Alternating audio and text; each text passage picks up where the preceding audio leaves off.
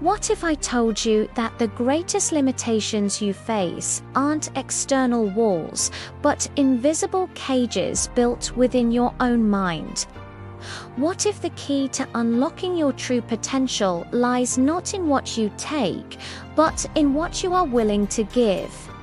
This isn't just a philosophical musing, it's a profound truth that transformed the life of a man who once believed he had nothing to offer.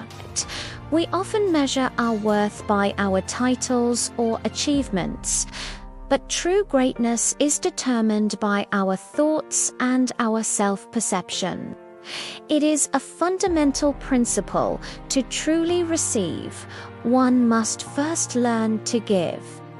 This is about the conscious act of providing value. Imagine a bustling city street, a symphony of hurried footsteps and distant sirens. Amidst this vibrant chaos sat Arthur. For years, Arthur had been a fixture on that street corner, his presence as constant as the worn cobblestones beneath him. He was a beggar by circumstance, or so he believed. His days were a cycle of outstretched hands and a quiet plea for charity. He saw himself as an empty vessel waiting to be filled by the pity of strangers. His mind was a landscape of scarcity. One crisp autumn afternoon, as leaves danced in golden spirals, a man impeccably dressed, with kind eyes paused before Arthur. The man didn't drop a coin. Instead, he simply stood there, observing. Arthur found this prolonged gaze unsettling. "Arthur," the man began, "I've watched you for many years. But I often wonder, what do you truly do all day?" Arthur mumbled, "I beg, sir. I ask for help. And what do you give in return?" The man pressed. Arthur blinked. "Give. I have nothing to give. That's why I beg." The man smiled gently. "Everyone, absolutely everyone, has something to give.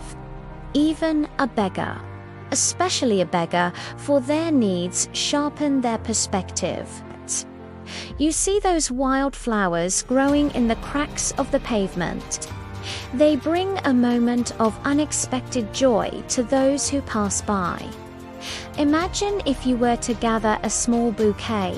When someone offered you a coin, you offered them a flower in return. The point is how it changes your perception. You would no longer be merely a recipient of pity. You would be a giver of beauty. The man dropped a single, shining coin into Arthur's palm. "Try it, Arthur. Just for a day. See what happens." Arthur's mind fought against the concept. "They'll laugh at me," he thought. His self-perception fought vehemently against this new idea. The next morning, Arthur woke with curiosity. He looked at the patch of green across the street and pushed himself up. He knelt, his fingers tentatively plucking the delicate stems. With each flower he gathered, a subtle shift began within him.